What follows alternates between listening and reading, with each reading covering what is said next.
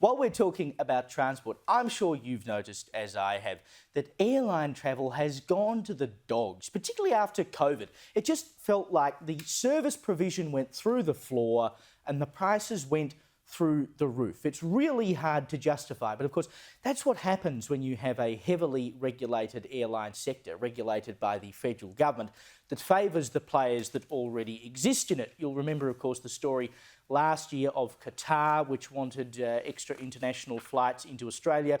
Federal government said no. Of course, Qantas lobbied heavily for that, because if you don't have other players in the market, it means existing players like Qantas get to have more flights, and then they can dictate the price of those flights and they make more money. It's a pretty simple concept. It's the same reason that Rex fell over on the domestic level, because they tried to break into the capital city market, but of course the federal government decides when they can fly and who they can fly, etc. So they give them slots that no one really wants to fly in, and all of a sudden they fall over, and then the price of your tickets go up on Qantas and Virgin and Jetstar, etc. Well, Qantas is going to do you dirty again.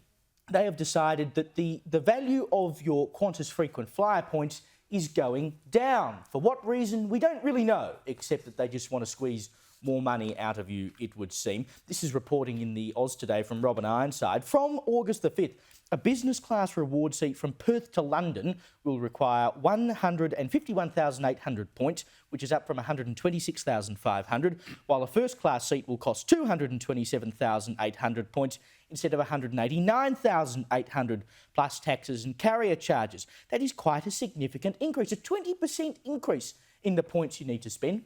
It's the same at the domestic level. It'll be 5% more on points for a premium seat, or 15% more, for points on an economy seat. Why? I mean, inflation hasn't gone up by 15% in the last year. Last I checked, inflation's been going down. And yet we are told that we must pay more points, which you can collect by flying with an airline or spending with your credit card, etc. I mean, it's just another way in which the service provision of the major airlines is going to the dogs. It used to be about service. You know, you'd be proud to fly Qantas because it was the national carrier, and, you know, I feel good as an Australian flying on an Australian airline because it's got the best service ever.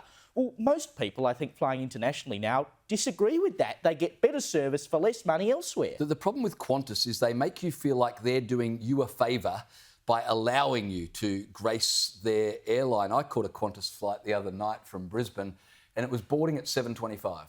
So being the efficient traveller that I am, I arrived at the gate right on 7:25 when boarding starts. There's no one at the gate, and there's a sign that says final call.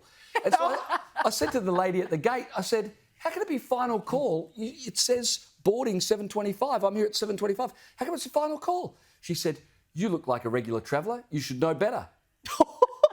I said, good heavens. Sorry? She said, service. It looks like you travel regularly. You should know better than to turn up at this point. How dare you turn up at the time it says on the timetable? I know. That's called Qantas service. But the good news is they've just announced, despite this massive jacking up of points required to get a flight, that they're introducing a side salad as part of your meal on international flights. So you balance the two out. You know, 20% more points. I don't even know. Get a side salad. Serious. I'm being serious. Yeah. It was announced as big news the other week. I don't want side salad. The other week. I want more booze. Everyone, who can afford to fly Qantas anymore anyway? I cannot remember the last time I flew Qantas, and that hasn't been because they've been screwing over the Australian people for ages now.